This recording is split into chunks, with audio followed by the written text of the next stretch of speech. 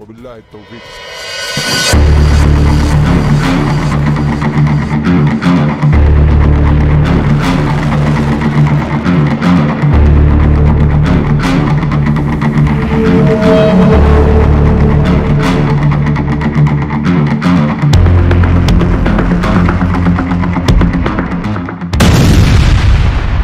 पिछले 1 साल से समंदर में खौफ बरपाए हूती ने अपनी ताकत में बेतहाशा इजाफा किया है।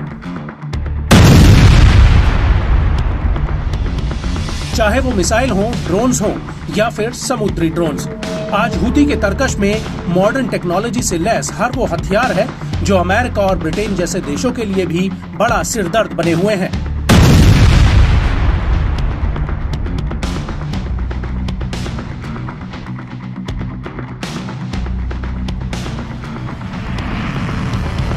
हूती अपनी लंबी दूरी की मिसाइलों और ड्रोन्स की बदौलत इजराइल के भीतर तेल अवीव तक मार करने में सक्षम है।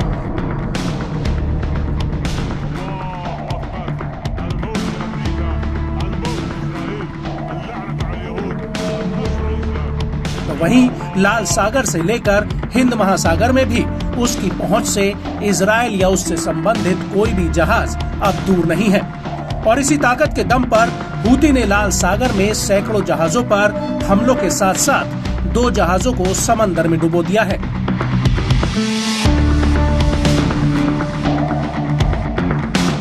और एक पर उसके लड़ाकों ने कब्जा किया हुआ है।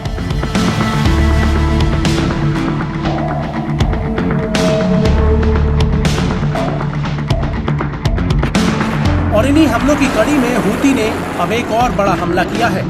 दरअसल हूती ने एक लाइबेरिया के झंडे वाले रासायनिक टैंकर पर मिसाइलों से हमला किया है।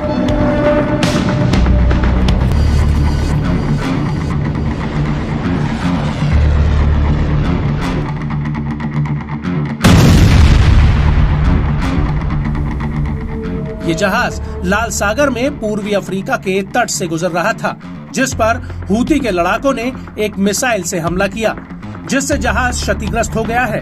बाद में कम से कम 2 और मिसाइल जो हूती नियंत्रित होदेदा बंदरगाह से दागी गई थी, जहाज के आसपास पानी में गिरी। ब्रिटिश समुद्री एजेंसी ने कहा कि यमन के हूती विद्रोहियों के द्वारा महीनों से चले आ रहे हमलों के क्रम में लाल सागर में एक जहाज पर एक अज्ञात मिसाइल आ टकराई। यमन के हूती विद्रोहियों द्वारा जहाज को निशाना बनाकर कई संदिग्ध हमले किए गए। ब्रिटिश नौसेना द्वारा संचालित United kingdom maritime trade operations यानी UKMTO ने कहा कि जहाज के मालिक ने अज्ञात प्रक्षेप की चपेट में आने की रिपोर्ट दी है और जहाज को नुकसान हुआ है। कोई आग लगने या हताहत होने की सूचना अभी तक नहीं है। हालांकि हूती ने अभी इस हमले की कोई जिम्मेदारी नहीं ली है, लेकिन 7 अक्टूबर 2023 में गाजा में युद्ध शुरू होने के बाद से ही हूती विद्रोहियों ने मिसाइलों और ड्रोन से करीब 80 से ज्यादा व्यापारिक जहाजों को निशाना बनाया है। इन हमलों में एक जहाज को जब्त कर लिया गया है और 2 को डुबो दिया गया है, जिसमें 4 नाविकों की मौत भी हो गई है।